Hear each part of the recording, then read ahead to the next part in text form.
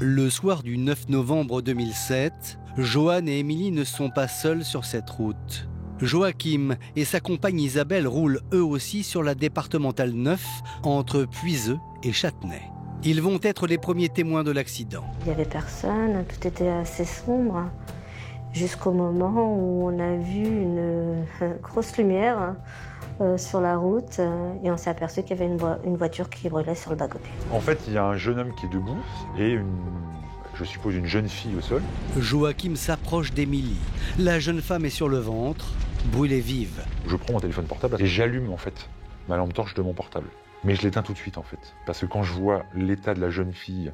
Le soutien-gorge rentrait dans sa chair. Derrière, tout un côté était complètement brûlé. L'oreille, elle était dans un état... J'avais l'impression que c'était de la friture. Émilie est dans un état très critique. En revanche, Johan, lui, est miraculeusement indemne. À ce moment-là, tout laisse penser à un tragique accident de voiture. Un drame qui va peut-être coûter la vie à cette malheureuse jeune femme de 20 ans à peine, Émilie Godest. Émilie a 20 ans. Elle est étudiante en histoire et rêve d'être institutrice. Émilie, c'est la vie, quoi. C'est la joie de vivre. Elle est toujours en train d'essayer de rigoler, de voir tout le monde, de s'amuser. Elle est issue d'un milieu tout à fait honorable. Aînée d'une fratrie de 4 enfants, Émilie est l'unique fille. Alors forcément, avec son papa, la relation est fusionnelle. J'ai passé mon temps à faire tous ses caprices. Quand on allait à coucher, on montait sur mon dos. Et je faisais 10 fois le tour de la chambre à 4 pattes. Il fallait aller plus vite, fallait jouer, faire un truc de fou.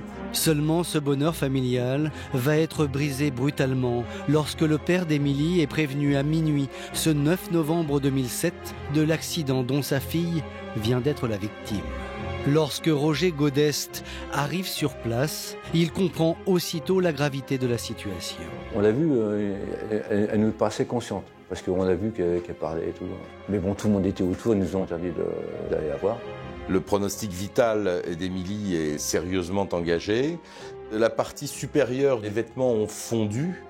Il ne lui reste finalement que ce jean qu'elle portait au moment de l'accident. Et les pompiers vont être obligés de le découper pour lui porter les soins. De leur côté, les gendarmes de l'USARCH, en charge de l'enquête, essaient de comprendre ce qui a pu se produire. Ils vont donc entendre le conducteur Johan qui va leur apporter un début d'explication. Le jeune homme est encore sous le choc, mais il donne sa version de l'accident. Il déclare qu'il se rendait avec sa compagne à une soirée à Goussainville, à 6 km de là.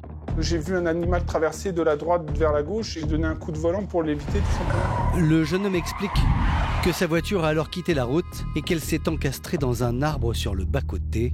Le choc est terrible. Lorsqu'il retrouve ses esprits, il constate que Émilie a des petites flammes sur ses avant-bras et il tapote pour essayer d'éteindre ce début d'incendie. Et c'est à ce moment-là où elle va sortir. Quand Émilie s'extirpe de la voiture, ça va provoquer un appel d'air et d'un seul coup elle s'embrase. Je sors, du coup, je pense à la bouteille d'eau. J'ai une bouteille d'eau, l'eau, ça éteint le feu. Donc, je prends la bouteille et j'arrose mon ami. Et ça fait rien. Johan est paniqué. Il se précipite dans le coffre de sa voiture pour prendre son extincteur. J'enlève la goupille, je commence à appuyer dessus, il n'y a rien qui se passe. En désespoir de cause, Johan enlève son blouson pour tenter d'étouffer les flammes sur son ami. Je lui éteins les flammes sur le dos, je vais lui poser mon blouson au niveau du haut de sa tête, comme ça. Et selon lui, c'est cette dernière solution qui aurait stoppé les flammes. Ils vont découvrir à côté du corps d'Émilie un extincteur. Et la buse de l'extincteur était décalée, ce qui fait qu'il ne pouvait pas fonctionner. En ramassant l'extincteur de Johan, les enquêteurs vont faire une autre découverte. Au sol, tout proche du véhicule calciné, ils trouvent un sac d'abat. Un sac d'abat, qu'est-ce que c'est? Ce sont des viscères d'animaux destinés parfois à appâter en quelque sorte des sangliers ou des animaux sauvages qui vont manger ces sacs d'abat, ces viscères. La présence de ce sac d'abat semble attester la déclaration de Johan. La masse noire décrite par le jeune homme était probablement un sanglier. C'est en tout cas ce que supposent les enquêteurs. Il y a eu certainement un braconnier qui était dans le secteur et L'animal a surgi, peut-être ayant eu peur de la voiture. L'accident s'est déclenché à ce moment-là. L'hypothèse d'un banal accident de la route semble donc se confirmer. En attendant, Émilie est transférée au service des grands brûlés de l'hôpital de Clamart. Elle est entre la vie et la mort. Le lendemain du drame, Johan est convoqué à la gendarmerie de Luzarches, car il reste une question sans réponse. Comment l'incendie s'est-il déclenché? J'ai fait des courses. J'ai acheté de la nourriture pour lui faire plaisir le lendemain midi. J'ai acheté de la fondue. J'ai acheté de l'alcool à brûler pour faire fonctionner le réchaud et j'ai acheté du White Spirit pour nettoyer ma voiture. 2 bouteilles, une d'alcool à brûler et l'autre de White Spirit. 2 produits dangereux et hautement inflammables étaient dans la voiture. Ce que raconte Johan ensuite est pour le moins alambiqué.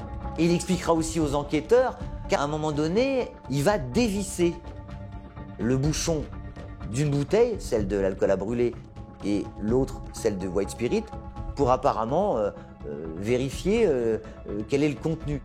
Cette manipulation, il la justifie aux enquêteurs par un réflexe professionnel. Il travaille dans l'imprimerie et lorsqu'on manipule des produits dangereux en imprimerie, on vérifie, en débouchant les bouteilles, on vérifie ce qu'elles contiennent. Et là, en fait, j'ai fait pareil à l'intérieur de la voiture. Malheureusement, j'ai senti les produits et je l'ai dit aux premiers enquêteurs de peur que ça ait joué un rôle en fait dans le déclenchement de l'incendie. Johan aurait donc débouché par réflexe les 2 bouteilles et les aurait peut-être mal rebouchées. Au moment du choc, les bouteilles ont valdingué à l'intérieur de l'habitacle, se seraient ouvertes et donc l'alcool se serait répandu au niveau du sol. Comment expliquer que le feu se soit déclenché? Voici ce que Johan déclare. Juste après le choc contre l'arbre, il raconte avoir aperçu une étrange lueur dans les mains de son ami. Il explique qu'à l'intérieur de la voiture, je vois qu'elle a quelque chose dans la main, c'est soit un portable, soit un briquet, que ça fait une étincelle, que cette chose tombe. À partir de là, je vois que l'incendie est parti sur elle, commence à courir des flammes qui montent jusqu'à ses cheveux. Un choc, du liquide inflammable répandu dans la voiture et un briquet qui déclenche le feu. L'accident serait donc dû à un incroyable concours de circonstances. Un accident de la circulation, ça arrive, un véhicule qui s'encasse dans un arbre, qui s'enflamme, avec quelqu'un à l'intérieur qui est brûlé, c'est pas quelque chose de... c'est classique. Seulement pour les enquêteurs, les explications de Johan ne leur semblent pas très convaincantes. Pourtant, en s'intéressant à sa vie personnelle, ils vont découvrir que c'est un jeune homme, a priori bien sous tout rapport. Johan a tout juste 24 ans. Il est employé dans une imprimerie à Goussainville et sa mère le décrit comme un jeune homme bien élevé. Consciencieux, travailleur parce qu'il a très vite intégré le travail, toujours prêt à aider les autres, toujours prévenant, calme, doux. Un petit peu le portrait du gendre idéal. Le tout bon père de famille souhaiterait que sa fille rencontre un type comme ça. Au moment du drame, Johan et Émilie sont ensemble depuis 4 ans. Ils se sont rencontrés alors qu'Émilie avait 16 ans. Elle était en classe de première. Je me souviens, on passait des heures au téléphone et elle me parlait déjà de notre future famille, de tout ça, effectivement, et j'aimais bien. J'aimais bien. Je lui disais, moi je fais mes études, je trouve un travail, je me marie, je fais des enfants, et puis voilà. Et du coup, lui, il allait toujours dans mon sens, en disant qu'en gros, il voulait les mêmes choses que moi. C'est plutôt ça qui m'a plu. Leurs proches sont unanimes. Émilie et Johan forment un couple très amoureux. C'était toujours ensemble. Très vite, Émilie m'a demandé si elle pouvait dormir chez nous. Il me paraissait bien, il n'y a pas de problème, quoi. Au début, il venait pas trop ici. Quelques mois avant l'accident, Johan et Émilie se fiancent. Et ils projettent même d'emménager ensemble. Je lui avais offert une bague et du coup elle l'avait pris comme des fiançailles et j'étais très content et on était parti sur une base de quelque chose de très sérieux, effectivement. Johan semble être un jeune homme bien sous tout rapport. Mais avant de boucler leur enquête pour accident, les gendarmes souhaitent tout de même attendre le lever du jour pour procéder aux constatations sur les lieux même du drame. Et là, plusieurs éléments vont brutalement tout remettre en question. Johan est allé s'encastrer dans un arbre, mais à aucun moment il n'a freiné puisque sur la chaussée, on ne retrouve aucune trace de freinage. Ce véhicule, on a l'impression qu'il est garé sur le bord de la route, face à l'arbre. Pas de traces de freinage, une voiture étrangement positionnée, et ce n'est pas tout. Johan dit qu'il a donné un coup de volant parce qu'il a vu du gibier. Seulement le problème, c'est que les deux pneus avant du véhicule, eux, sont droits. Comme si on avait volontairement été sur l'arbre. Les gendarmes commencent donc sérieusement à douter. Et si Johan ne leur avait pas tout dit? Et s'il avait percuté l'arbre volontairement? L'expertise de la voiture va venir conforter leurs doutes. Quand les gendarmes inspectent le véhicule, il ne reste plus rien à l'intérieur de l'épave. Tout a brûlé, sauf le tapis de sol côté passager. Lorsqu'ils analysent le tapis de sol qui se trouve sous les pieds du conducteur, sous les pieds d'Émilie ou de Johan, ils ne retrouvent aucune trace d'alcool à brûler. Autrement dit, le feu n'est pas parti, en fait, du bas du véhicule. Et on sait de façon extrêmement précise à quel endroit ça a chauffé le plus. Et on s'est aperçu que c'était au plafond. L'épicentre du sinistre, c'est-à-dire le départ en quelque sorte du feu, est à côté du conducteur, c'est-à-dire sur le siège passager avant droit, c'est-à-dire à la place même d'Émilie.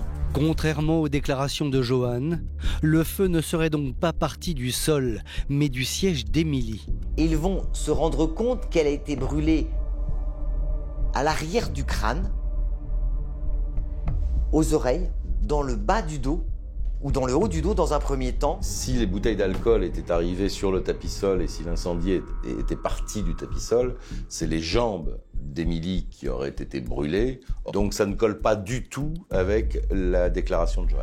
Johan aurait-il donc menti ou a-t-il quelque chose à cacher? Les gendarmes à ce moment-là, comme ils n'arrivent pas à saisir le pourquoi du comment de cet incendie extrêmement spectaculaire, ils vont demander aux parents de la victime de rapporter les vêtements que portait la jeune étudiante le soir de l'accident. Et cela va payer. Lorsqu'ils ouvrent le sac, ils ont un mouvement de recul. Le jean d'Émilie empeste l'alcool à brûler. En fait, ils se rendent compte que ça n'est pas le véhicule qui a brûlé, mais c'est Émilie comme une torche vivante qui a embrasé l'intégralité de l'habitacle du véhicule. Les gendarmes se demandent pourquoi seule Émilie a reçu de l'alcool à brûler et surtout comment Johan a pu s'en sortir indemne. Johan aurait-il simulé un accident pour se débarrasser de son ami?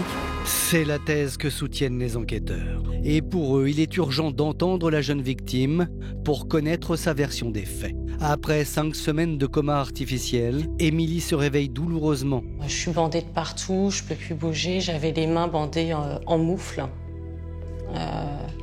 Je pouvais pas lever le bras plus que ça. Enfin, je pouvais plus bouger. Ma jambe gauche, j'ai un nerf qui a été touché, elle répondait plus. Il y avait juste le petit bout du nez qui était tout noir, qui dépassait. Malgré son état, les gendarmes insistent pour entendre la jeune femme.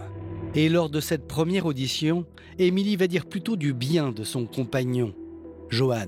Elle emploiera même le terme attentionné, c'est-à-dire que elle confirme effectivement que tous les deux vivent une histoire d'amour totalement parfaite.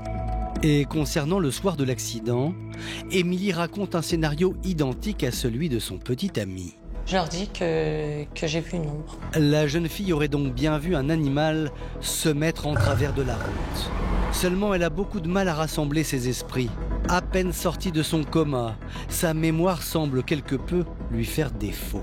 Les gendarmes vont arrêter d'ailleurs l'audition parce qu'ils vont constater qu'effectivement elle n'est pas audible en quelque sorte. Au fil des semaines, la jeune femme va peu à peu retrouver la mémoire.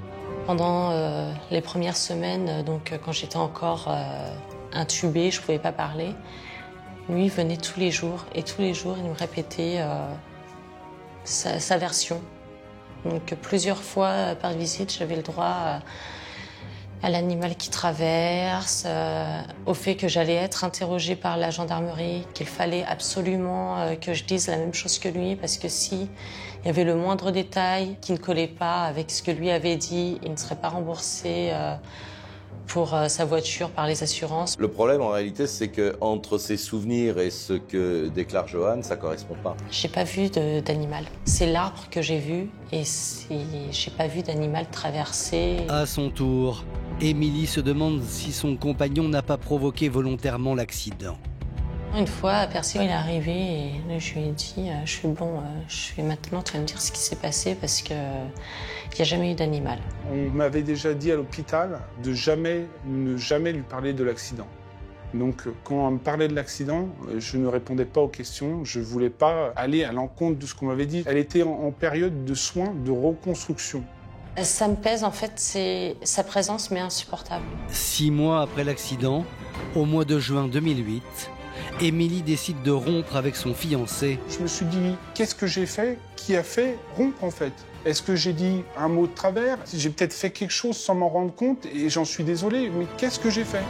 Le 3 juin 2008, Émilie a retrouvé toute sa mémoire. Elle est à nouveau entendue sur son lit d'hôpital. Et cette fois, la jeune victime va livrer aux enquêteurs une version totalement opposée à la première. Il n'est plus question de love story, là, c'est terminé. On est plutôt sur l'histoire d'un couple qui est en train de se terminer. Il était constamment en train de me rabaisser. Il voulait pas que je sorte, que je voie mes amis. Enfin, j'étais totalement enfermée. En même temps, ils vont se fiancer, ils vont faire des démarches pour trouver un appartement. Donc là, les gendarmes sont face à quelqu'un qui n'est pas collé. Face aux gendarmes, Émilie va craquer. Elle révèle qu'en fait, elle n'osait pas rompre car Johan la terrorisait.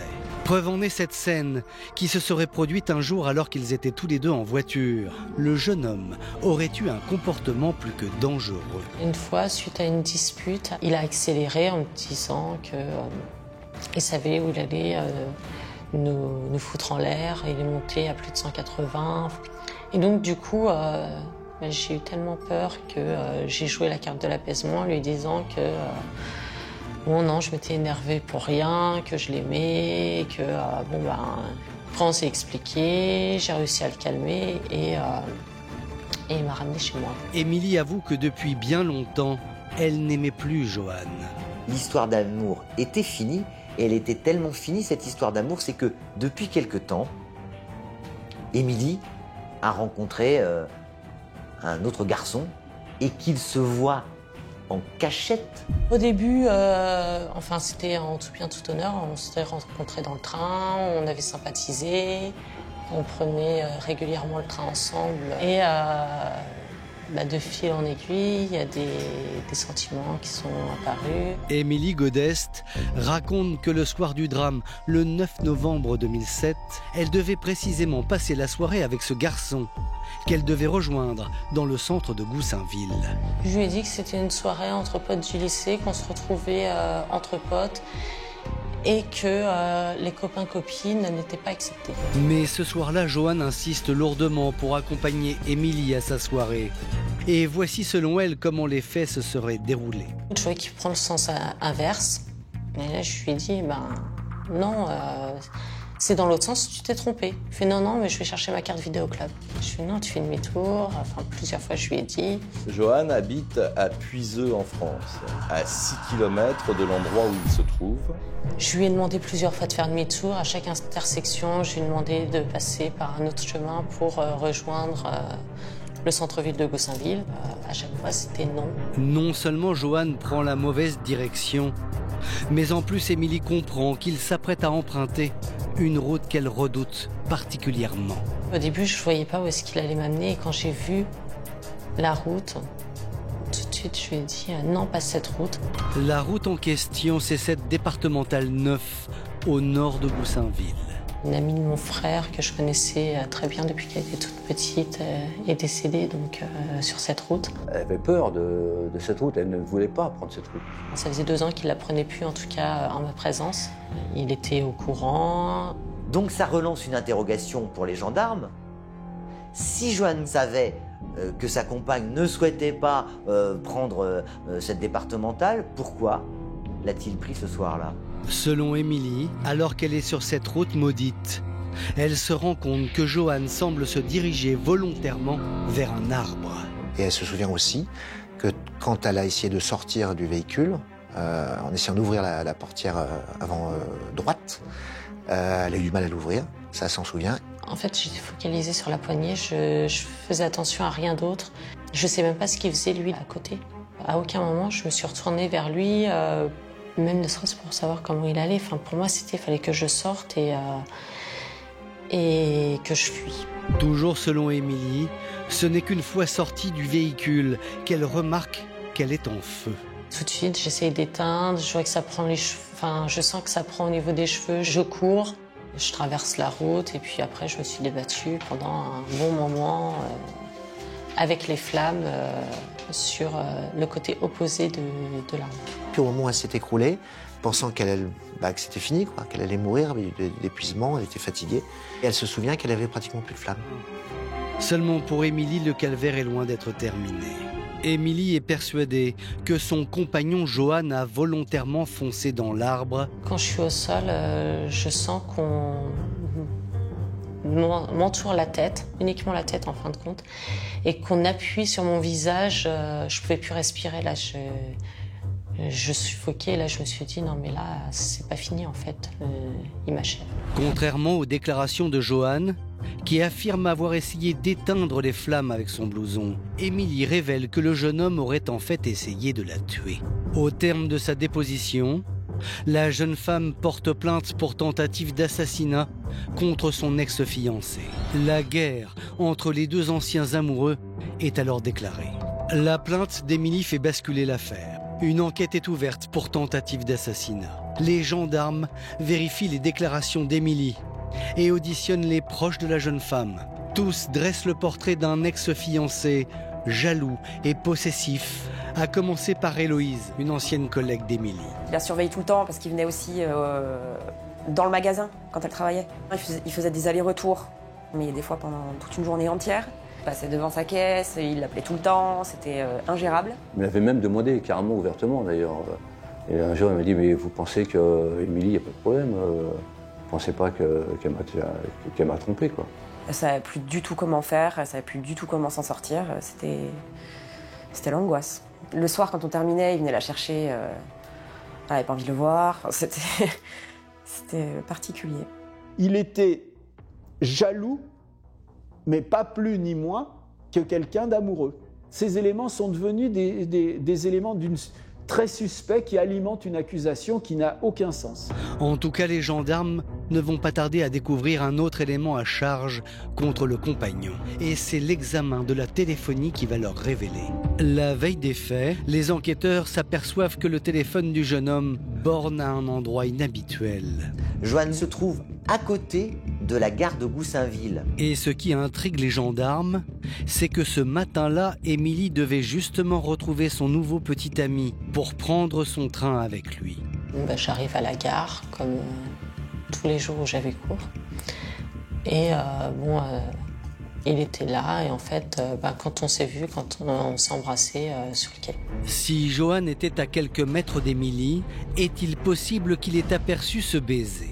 Ils vont s'apercevoir que c'est une place de choix, c'est une place idéale pour guetter et pour voir ce qui se passe. Et comme son téléphone a borné, au moment où les deux amants se rencontraient, les gendarmes en déduisent tout à fait logiquement que la veille de l'accident, Johan se trouvait près de la gare et aurait pu très bien observer le fait que Émilie le trompe. C'est un mobile d'assassinat. Les enquêteurs en sont maintenant persuadés, mais il leur manque une preuve, et celle-ci ne va pas tarder à arriver. 6 mois après l'accident, un nouvel expert est dépêché à la casse où est entreposée la voiture calcinée. Et il va faire une découverte pour le moins accablante. L'expert incendie reprend les examens sur la carcasse du véhicule, et là, bingo, c'est génial, sous le siège du conducteur, il trouve des résidus d'une bouteille plastique d'alcool à brûler. Pour les gendarmes, la présence de cette bouteille sous le siège conducteur prouverait que Johan s'en serait servi intentionnellement. Et d'ailleurs, voici, selon eux, ce qu'ils imaginent. Après le choc, Émilie je veux dire, est un petit peu sonnée. À ce moment-là, elle essaie, elle, d'ouvrir la portière. C'est-à-dire qu'elle offre son dos au conducteur. Et pour les enquêteurs, Johan aurait profité de ce laps de temps de quelques secondes pour arroser son ami avec la fameuse bouteille d'alcool. Puis, il aurait lui-même embrasé sa compagne. Une fois qu'Émilie est sortie à brûler, Johan reprend à ce moment-là sa bouteille dont le contenu est vide et la glisse à ce moment-là à ses pieds. Et c'est là où on a retrouvé la fameuse bouteille un peu carbonisée. Ce scénario paraît d'autant plus crédible qu'il colle parfaitement aux expertises médicales. C'est au moment où elle sort qu'elle s'enflamme. Donc c'est ça qui est décrit par Émilie, qui correspond à aux blessures qu'elle a eues. Désormais, les gendarmes ont un mobile et ce qu'ils pensent être l'arme du crime. Le 7 janvier 2009, Johan est interpellé et placé en garde à vue. Mais face aux enquêteurs, le jeune homme ne va pas se démonter. Elle n'a jamais essayé de me quitter. Elle va dire à plusieurs reprises qu'elle a essayé de me quitter, mais que j'étais suicidaire. J'ai jamais fait de chantage affectif, j'ai jamais fait quoi que ce soit. Quant à sa présence à la gare de Goussainville, s'il reconnaît y être passé ce jour-là, il jure n'avoir rien vu. Je vais dire tout ce que j'ai toujours dit. J'ai pas vu Émilie sur le quai de la gare embrasser un autre homme, puisque si ça aurait été le cas, je lui en aurais forcément parlé le soir même où on a passé toute la soirée ensemble. Cet élément s'écroule totalement, une bonne fois pour toutes, à partir du moment où Johan n'a jamais dit « Je t'ai vu avec quelqu'un, explique-moi ». Concernant le détour sur la départementale 9, elle n'avait pas peur de cette route, on y passait. Elle n'aimait pas y passer plus que ça, mais quand on y passait, on n'y prêtait plus attention. Et je vois pas le mal, vous voyez. Johan a réponse à tout, mais les enquêteurs pensent qu'il n'est pas sincère. Alors pour le faire craquer, ils abattent leur dernière carte, la fameuse bouteille d'alcool à brûler, retrouvée calcinée sous le siège du conducteur. Ils me disent qu'ils ont retrouvé une bouteille sur mon siège. Du coup, si une bouteille est retrouvée sous mon siège, c'est qu'elle n'est pas partie du côté d'Émilie, mais qu'elle était de mon côté. Et si elle est de mon côté, c'est que je m'en suis servi. Et moi, je savais juste dire, c'est pas possible, c'est pas possible, c'est pas possible. Malgré les dénégations de Johan, au terme de sa garde à vue, le jeune homme est mis en examen pour tentative d'assassinat et il est incarcéré à la maison d'arrêt de l'Isle-Adam. L'enquête semble être définitivement bouclée. Mais un ultime rebondissement va tout remettre en cause. Juin 2009, Johan est incarcéré depuis maintenant 6 mois lorsque son avocat démontre que la bouteille d'alcool à brûler, retrouvée dans l'épave, ne correspond pas à celle achetée par Johan au supermarché. L'une des pièces de l'accusation sur laquelle le fondement de la mise en détention de Johan a eu lieu, cette pièce-là était visiblement rapportée, c'est-à-dire une pièce qui était fausse et qui l'accusait. Cette bouteille qui se trouvait au pied du siège du conducteur, elle ne peut pas être là. Elle a résisté à 1200 degrés. C'est incroyable. Elle est censée contenir un produit hautement inflammable.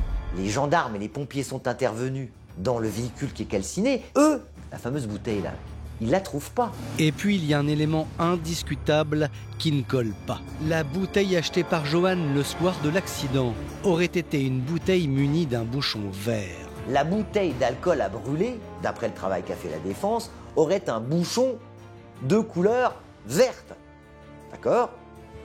Et la bouteille qu'on a retrouvée dans cette fameuse case qui aurait servi soi-disant à être l'arme du crime, ça peut pas être celle-là, puisque celle-là, elle a un bouchon de couleur rouge.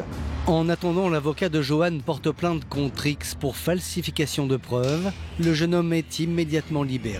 Et la défense va plus loin. Elle ordonne une série de contre-expertises. Objectif, prouver que ce qui s'est passé le 9 novembre 2007 était bel et bien un accident. Dans l'esprit de tout le monde, c'est la journée. Or, c'est la nuit, on n'y voit rien. Je voulais que la justice se remette dans les mêmes conditions de nuit sans lune, sans éclairage public. Je voulais tout simplement qu'ils se remettent dans les mêmes conditions et qu'ils se rendent compte par eux-mêmes. L'huissier, qu'est-ce qu'il dit ? Je me rends en novembre par une nuit sans lune sur les lieux de l'accident, on n'y voit rien. Je ne peux même pas voir les arbres qui sont en face. Je ne vois juste que les accotements, à peine. Cette fois, les explications de Johan semblent crédibles. Et pour prouver qu'il dit vrai et que le scénario de l'accident est possible, la défense du jeune homme va faire appel à un homme. Le voici, Jean-Yves Forêt-Bruno, expert accidentologue.